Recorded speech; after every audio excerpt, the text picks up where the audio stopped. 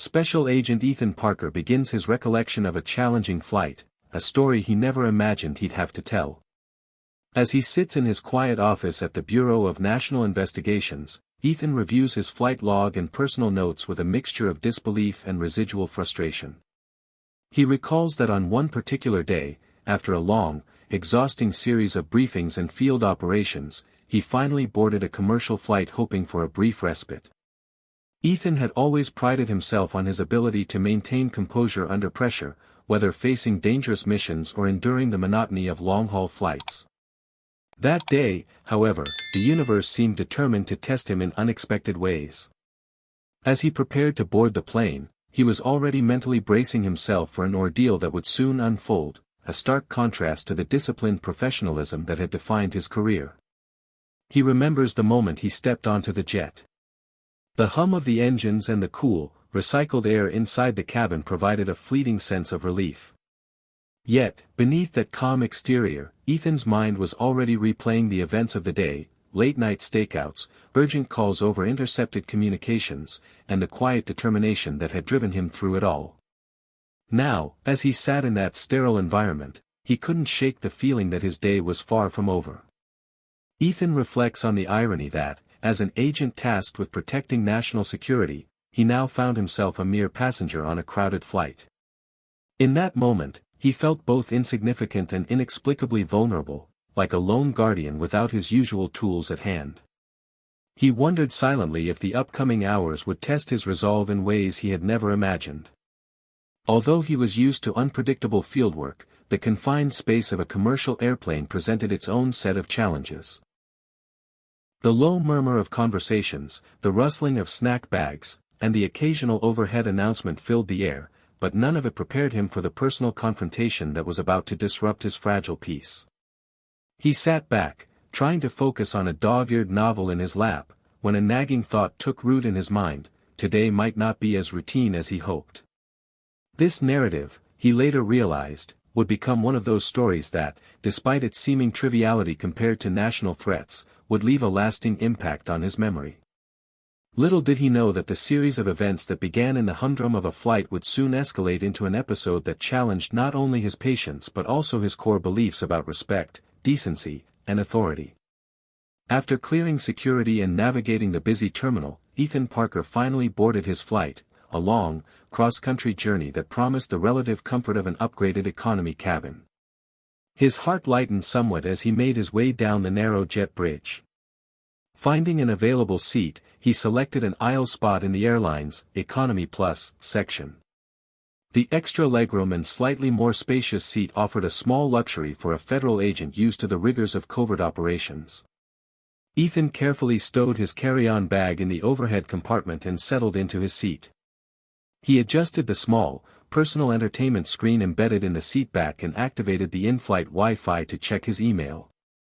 For a moment, everything seemed normal: quiet hums of the engines, a soft murmur of announcements from the flight crew, and the muted chatter of fellow passengers created an atmosphere of transient calm. He noticed that the section was sparsely occupied, giving him ample space to stretch out and relax. Ethan pulled out a notepad from his briefcase, a habit from his field days when he recorded observations discreetly, and jotted down a few notes about the flight schedule and service announcements.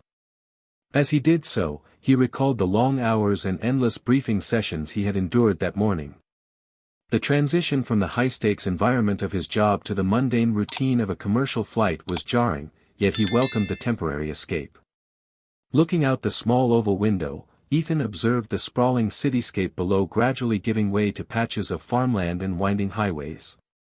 The rhythmic pattern of the plane's ascent and steady cruise was soothing. He took a deep breath, allowing the familiarity of the routine to restore a measure of tranquility to his mind. Around him, passengers chatted softly or immersed themselves in personal devices. A couple exchanged quiet laughter over a shared tablet, while a solitary traveler tapped away on a laptop. Amid this microcosm of transient lives, Ethan's mind remained alert. He wasn't sure if it was habit or instinct, but years of training had instilled in him a readiness to notice even the smallest deviation from the norm. He settled back into his seat, drawing comfort from the orderly environment. The seat's adjustable headrest and generous space allowed him to lean back slightly, his thoughts drifting between past operations and the mundane details of his current journey. He reminded himself that, as an agent, he had a responsibility to remain vigilant, no matter where he was. Even during a quiet flight, he maintained an internal checklist of observations, quietly assessing the behaviors of those around him. Yet, as Ethan scrolled through his email and briefly responded to a message from his supervisor, a subtle unease tugged at the edges of his awareness. It was a fleeting sensation, almost imperceptible, as if a small anomaly had crept into the perfect order of his flight. For a brief moment, he wondered if he was simply overthinking, a relic of the high-alert mindset that defined his career. But he dismissed the thought quickly, attributing it to nerves from a long day's work. As the plane began its final approach to its destination, Ethan closed his notepad, feeling cautiously optimistic that his flight would remain uneventful. Little did he know that the seemingly peaceful journey was about to take a dramatic turn, setting the stage for a confrontation that would test his patience and resolve in unexpected ways. As the cabin lights dimmed for the mid-flight service, Ethan Parker continued to enjoy his relative solitude until the overhead door opened and a new passenger began to board. At that moment, the atmosphere in the aisle subtly shifted. A woman, soon to be known as Carmen, entered the plane accompanied by a young boy with an exuberant smile and boundless energy. The boy, who would later be identified as Miles, immediately drew the attention of several passengers with his lively chatter and occasional bursts of laughter. Carmen moved briskly down the aisle, her presence commanding attention even as she juggled a small carry-on and the energetic child in tow. Ethan observed her with a practiced, analytical eye. Carmen's attire was neat and professional, and her expression conveyed a sense of urgency. However, the boy, Miles, displayed none of the restraint typically expected on an airplane. He talked animatedly, occasionally tugging at his mother's hand, his voice rising over the ambient murmur of the cabin. Ethan, accustomed to the unpredictability of human behavior, smiled slightly at the boy's exuberance. Yet, he couldn't help but notice a certain disarray as Carmen attempted to calm Miles, whose excitement seemed uncontainable. The woman appeared anxious, frequently glancing at Miles with a mixture of concern and exasperation. In her hurried pace, she negotiated the cramped aisle with little regard for the order of the already packed cabin. Passengers began to murmur as Carmen passed, some sympathizing with her obvious stress, others irritated by the noise. Ethan, seated near the front, tried to focus on the in-flight magazine, but his attention was repeatedly drawn back to the unfolding scene. He noted the contrast between his own calm composure and Carmen's frazzled state, a state that hinted at an impending disruption. As Carmen reached the central section of the plane, she scanned the rows of seats, her eyes briefly locking onto Ethan's seat. There was an unspoken urgency in her glance, as if she hoped he might provide a solution to her problem. Moments later, she approached him with a hesitant smile that didn't quite mask her anxiety. "Excuse me," she said in a slightly breathless tone, "I'm sorry to trouble you, but my son, Miles, often gets airsick. Would you mind switching seats with me so he can be near the window?" Ethan regarded her request with a measured calm. He had chosen his seat deliberately, a spot that provided a good view of the cabin and easy access to the aisle. Moreover, his routine rarely included disruptions once he was comfortably settled. "I'm sorry," he replied politely, "but I'd prefer to remain in my current seat. I've already settled in quite nicely." Carmen's face contorted momentarily in frustration, and the nearby passengers shifted uncomfortably. The boy's chatter grew louder, and Carmen's tone took on a desperate edge as she tried to explain further. "But it's just that he gets very nauseous. I really need a window seat for him. It's for his health." Ethan maintained his composure. "I understand your concern," he said evenly, "but I'm afraid I can't accommodate that change." His refusal was firm yet gentle, his voice carrying no malice, only the resolve of a man who had long practiced keeping his boundaries intact. The brief exchange left a palpable tension in the aisle. Carmen's eyes flashed with irritation, and Miles began to fidget restlessly.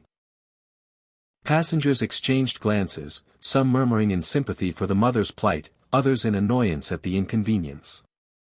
Ethan felt a pang of empathy for Carmen's obvious stress, yet he remained steadfast in his decision. The situation, though minor in the grand scheme of things, was already hinting at deeper undercurrents, an undercurrent of frustration that could escalate further if not managed properly. As Carmen returned to her row, still fuming, the ambient noise in the cabin slowly resumed its steady drone. Yet for Ethan, the atmosphere had shifted subtly. He sensed that this was only the beginning of what might become a series of unexpected challenges on this flight, a challenge that would test his patience and force him to navigate the delicate interplay of personal space, parental urgency, and the unpredictable nature of human conflict. Shortly after settling back into his seat and attempting to focus on a magazine, Ethan Parker was interrupted once more. From his seat, he heard a soft, almost pleading voice behind him. It was Carmen, the frazzled woman he had encountered earlier. She approached again, this time with an air of urgency that could not be ignored. "Mr. Parker, I truly need your help," she began, her tone laced with desperation. "My son, Miles, is already showing signs of airsickness. Please, if you could just swap seats with me, it would make a world of difference. I can't let him suffer like this." Ethan felt a slight twinge of sympathy for the distressed mother and her energetic child. However, he had already set his mind on keeping his assigned seat. "I'm sorry, ma'am," he said gently, "but I really must remain here. I chose this seat specifically, and I'm comfortable." Carmen's eyes widened, and for a moment, the entire cabin seemed to hold its breath. The little boy, Miles, wrinkled his nose and clutched his mother's hand, his restlessness intensifying. "Please," Carmen implored, stepping closer. "I'm not asking for much. Just a small change. He gets so sick, and I worry for his health. A window seat would calm him, and it might even help him settle down." Ethan's inner conflict deepened. On one hand, he understood the plight of a worried mother desperate to protect her child's well-being. On the other, he had carefully chosen his seat, a sanctuary of order and quiet, after a taxing day at work. He had little desire to disrupt his plans for a peaceful flight, yet he could not ignore the earnest look in Carmen's eyes. "I truly empathize with you," Ethan said, softening his tone further. "But I must respectfully decline. I've already prepared for this journey, and I can't change my seat now." His tone was firm yet respectful, conveying both his personal boundaries and his professional courtesy. Carmen's expression shifted quickly from pleading to frustration.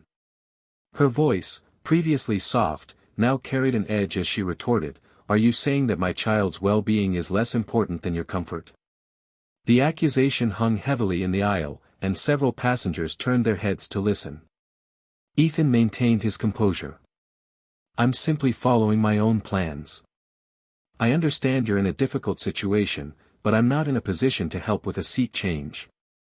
He offered a small, apologetic smile, hoping to diffuse the tension. The exchange grew increasingly strained. Carmen's eyes glistened with unshed tears of frustration as she pressed on, "I've tried explaining this calmly, but you're not listening. Miles is already turning pale from nausea. If you truly cared about others, you'd understand that sometimes a little kindness goes a long way." Ethan's resolve remained unyielding, though he could see the distress on her face. He weighed the moment carefully. The decision was personal, one he had made before boarding, but the emotional weight of the situation was undeniable. "I'm sorry you're in distress, but I cannot switch seats," he repeated firmly.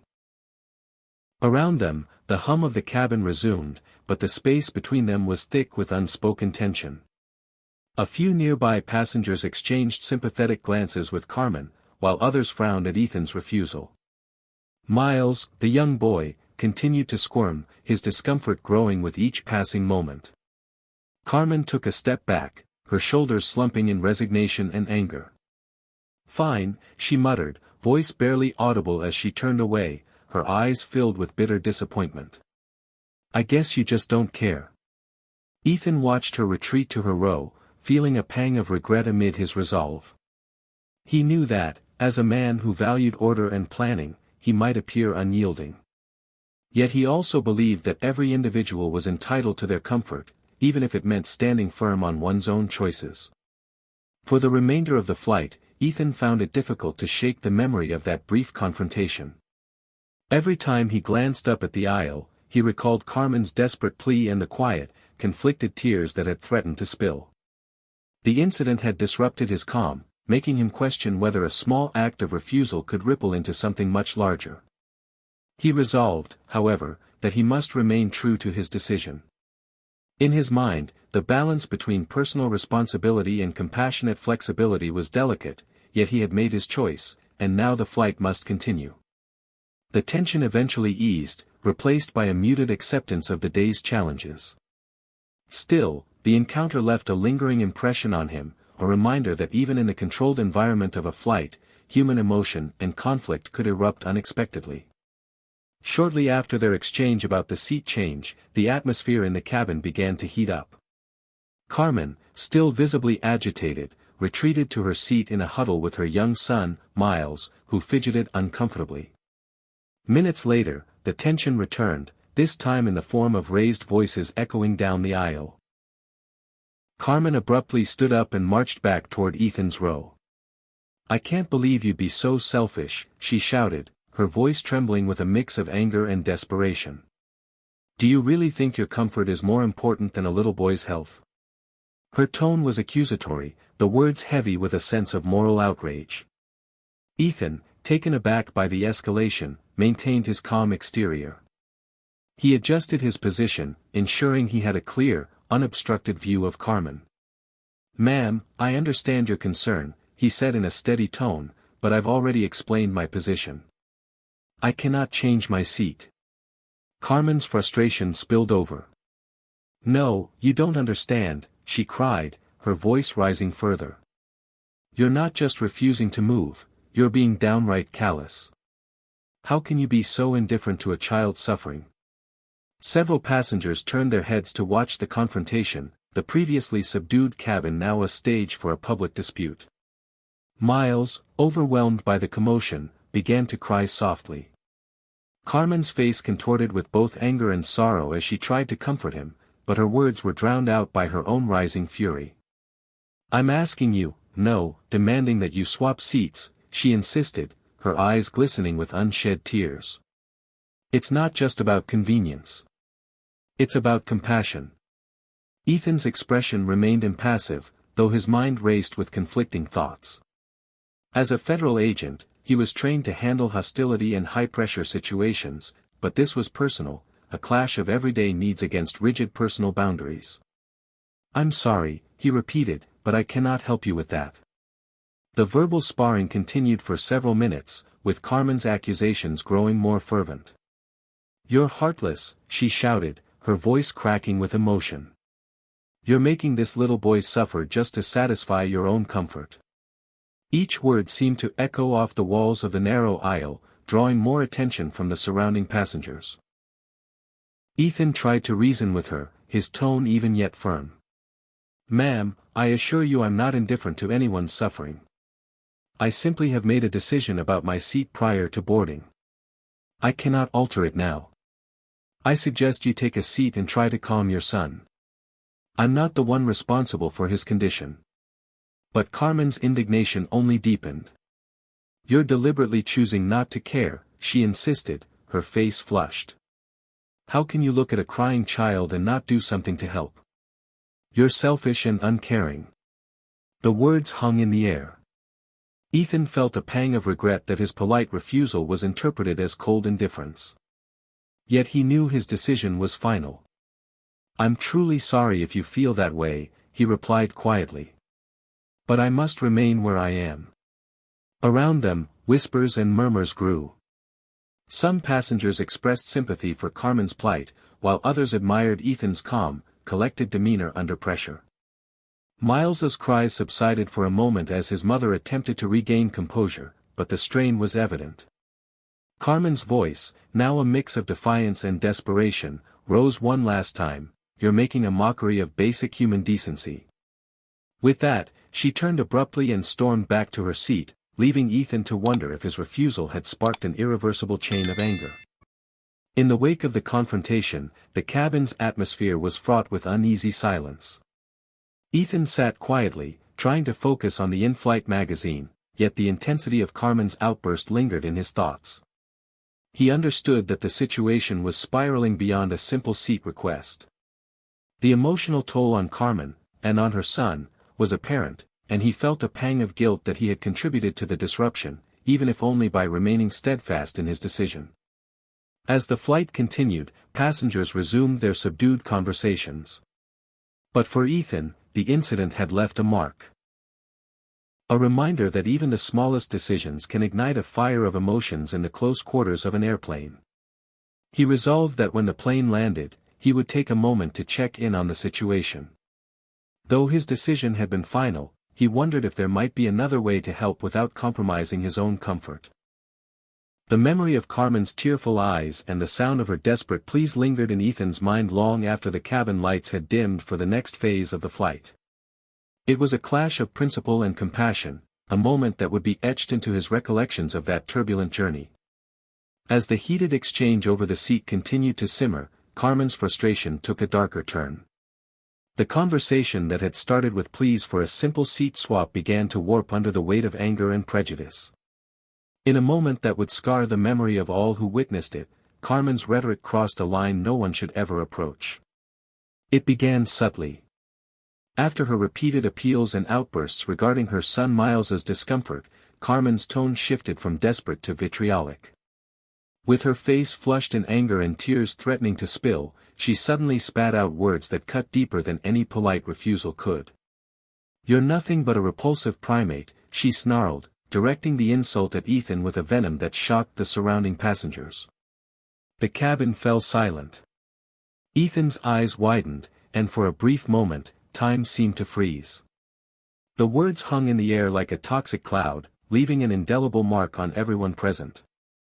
The insult wasn't just an offhand remark, it was an overt racial slur, laden with hatred and centuries of prejudice. Ethan felt a surge of both anger and sorrow.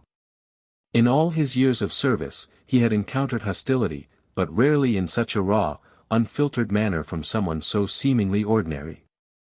His training had prepared him for high-stakes confrontations and dangerous criminal behavior, but this was personal. It was a vile attack that sought to demean not just him, but all he represented.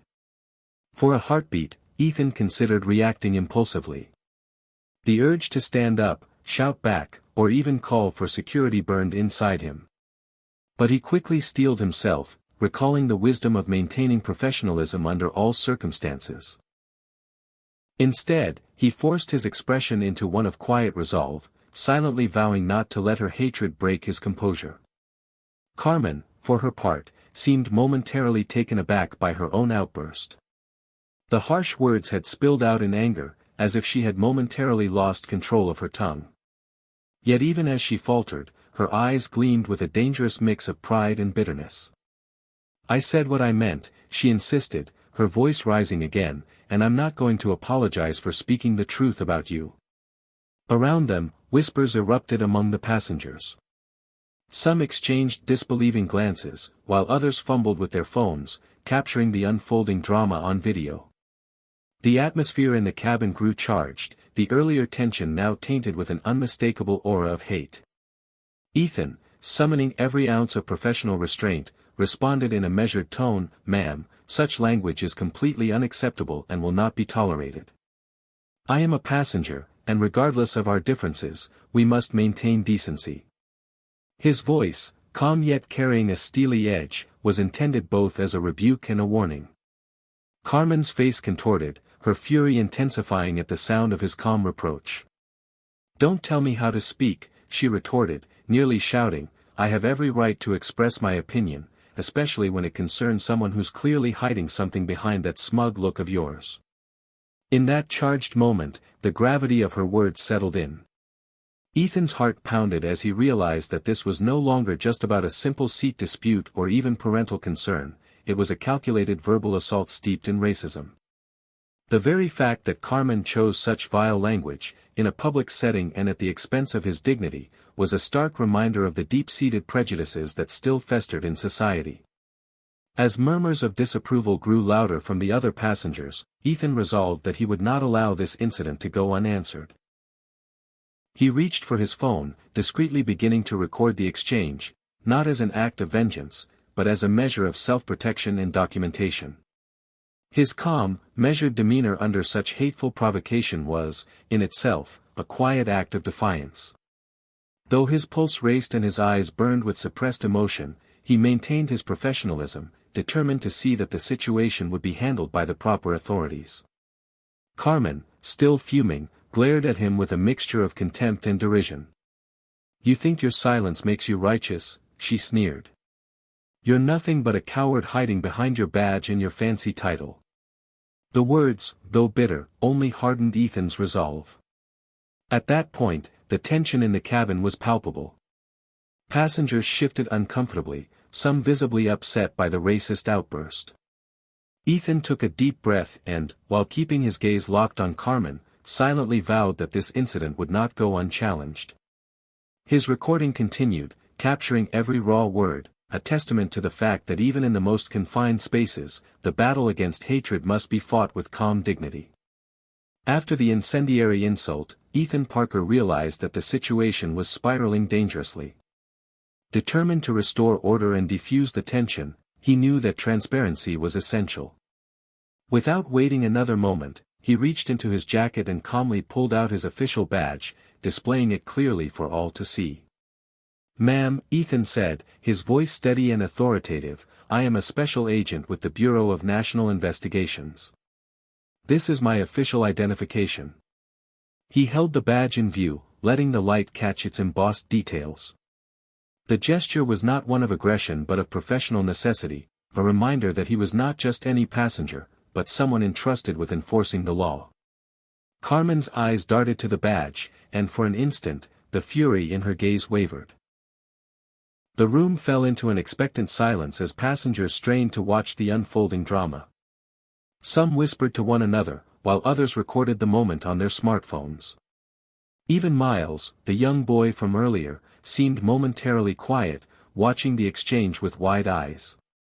"I'm not here to cause trouble," Ethan continued, maintaining eye contact.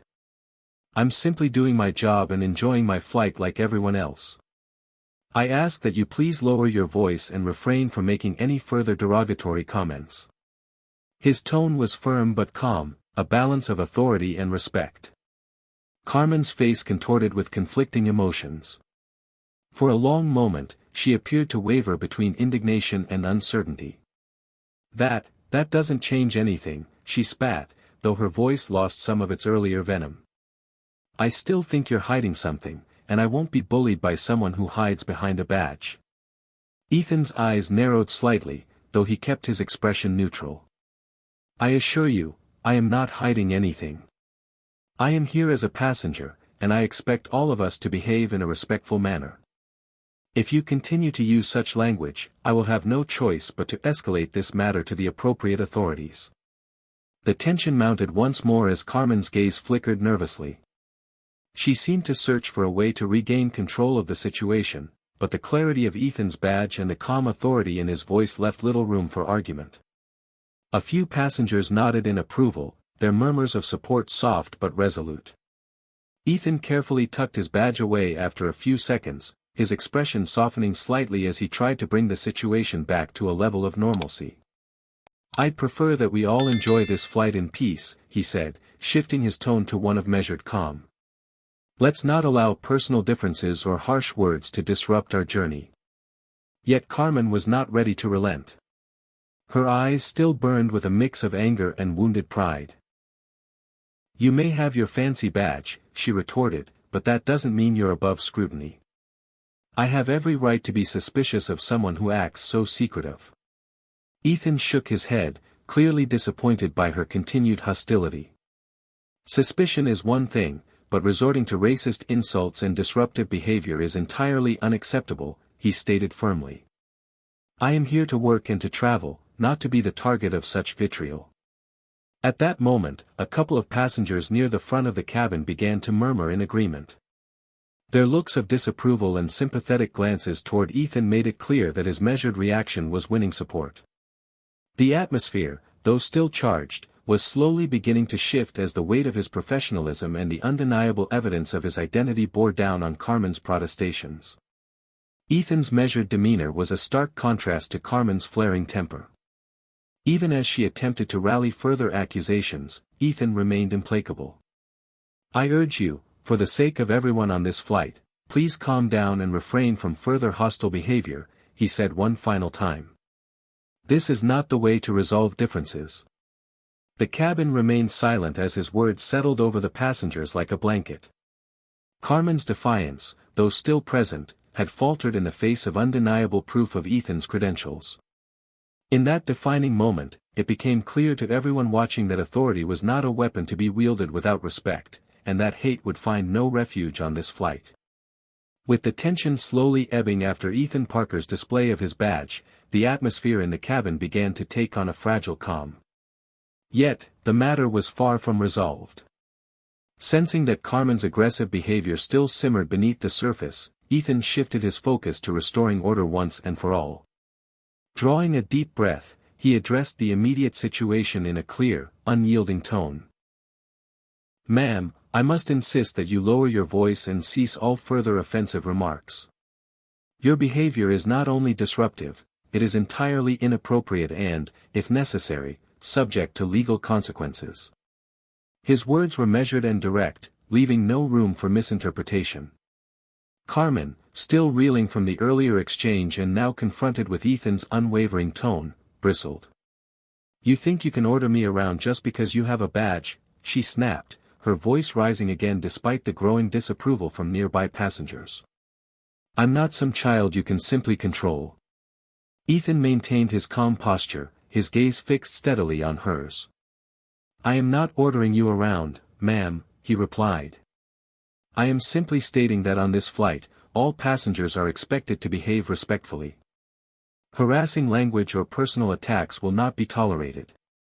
I warn you, if you continue, I will have to escalate this matter to the flight crew and, if needed, to law enforcement." His voice left no room for negotiation. The cabin fell into a hush as his words resonated among the passengers. A few individuals nodded in agreement, others looked on with expressions that ranged from concern to quiet admiration for Ethan's composure. The seriousness in his tone was unmistakable, a declaration that order and respect were paramount, regardless of personal differences. Carmen's eyes flickered with a mix of indignation and uncertainty. For a moment, she hesitated, as if caught between the impulse to continue her tirade and the stark reality of Ethan's calm authority. "You're not the only one who has rights on this plane," she retorted, though her voice wavered slightly. "I have every right to speak my mind, even if you don't agree with it." "Freedom of speech does not extend to hate speech," Ethan countered gently, "and certainly not to behavior that disrupts the safety and comfort of others. If you persist in making derogatory statements, I will be forced to involve the cabin crew." His tone was measured, but the firmness in his words left no doubt about his resolve. At that moment, an older passenger sitting a few rows ahead cleared her throat and said quietly, "I think we'd all appreciate a little calm. We're all here to get to our destination safely." Her words added weight to Ethan's admonition. Carmen's face reddened with anger. "You don't understand," she insisted, though her voice had lost some of its earlier venom. "I'm simply upset, my son is sick, and I'm doing what's best for him." Her eyes darted nervously toward Miles, the energetic boy whose earlier antics had already unsettled the cabin. Ethan softened momentarily, understanding the pressure of traveling with a young child, yet he did not waver. "I understand that traveling can be stressful, and I empathize with your situation," he said. "However, it is imperative that you express your concerns without resorting to insults or disruptive behavior. We all have the right to a peaceful flight." The atmosphere in the cabin shifted again, a collective breath taken as Carmen's defiance slowly began to crumble in the face of such clear, unwavering authority. Several passengers offered encouraging glances to Ethan, signaling their support for his call for decency. "Please, for the sake of everyone's comfort, and your own well-being, I ask that you calm down," Ethan repeated, his tone soft but insistent. "If you feel the need to escalate your concerns, I strongly advise you to do so through proper channels rather than through personal attacks. For a long moment, silence reigned as Carmen's eyes searched his face for any sign of leniency. Finally, she bit her lip and looked away, a spark of defiance still lingering, but clearly diminished by the force of Ethan's words. The tension began to ease, replaced by a cautious quiet that slowly settled over the cabin. Ethan knew that the situation might not be entirely resolved that moment, but he also felt that he had set a clear boundary. With a final nod toward the subdued Carmen, he returned his focus to the flight's progress.